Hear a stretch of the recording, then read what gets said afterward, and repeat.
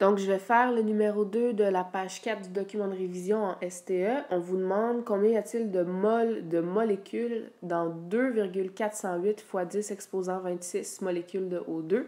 Donc, il y a une petite erreur dans la question. Le 26 doit être mis en exposant pour le A. Donc, deux façons de faire. Ma façon préférée à moi, c'est par le produit croisé. Vous savez qu'une mole de molécules contient combien de molécules? Contient 6,02 fois 10 à la 23 molécules. Si vous avez 2,408 fois 10 exposant 26 molécules, combien est-ce que ça vous fait de moles? Donc, vous faites un produit croisé. 2,408 fois 10 exposant 26 multiplié par 1 divisé par 6,02 fois 10 à la 23, ça va vous donner votre réponse. Si vous êtes amatrice de formules, vous pouvez toujours utiliser votre formule petit n est égal à grand N sur grand NA. Grand NA, c'est le nombre d'Avogadro, donc ça va être 6,02 fois 10 à la 23. 6,02 fois 10 à la 23. Votre grand N, c'est le nombre de molécules que vous avez ici. Donc, dans notre cas, ça va être 2,408 fois 10 exposant 26. Et votre petit n, ici, c'est le nombre de moles.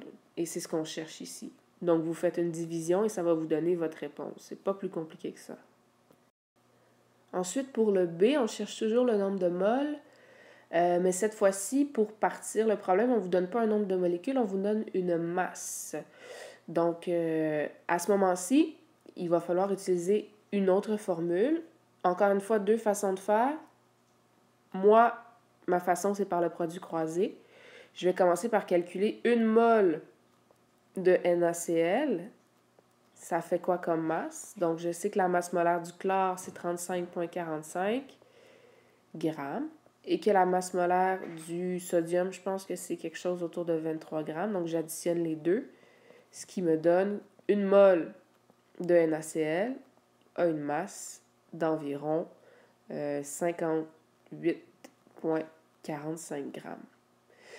Sauf que là, moi, je n'ai pas 58,45 grammes, j'en ai 500 grammes et je veux savoir ça, c'est combien de moles. Donc, produit croisé encore. Une mole, c'est 58,45 grammes. Combien j'ai de moles? Si j'ai une masse totale de 500 grammes. Produit croisé, donc 500 grammes fois une mole divisé par 58,45, ça va vous donner votre réponse. Si vous préférez utiliser votre formule, la formule M&M, je crois, c'est ça. Donc, petit m est égal à petit n fois grand M. Votre petit m, vous le connaissez, c'est 500 grammes. Vous cherchez votre petit n qui va être le nombre de moles. Et vous avez votre grand M qui est la masse molaire du NaCl qu'on a calculé tantôt, qui est environ 58,45 grammes. Donc, il suffit de remplacer les chiffres dans votre formule et vous allez avoir votre réponse. Donc, 500 est égal à petit n fois 58,45.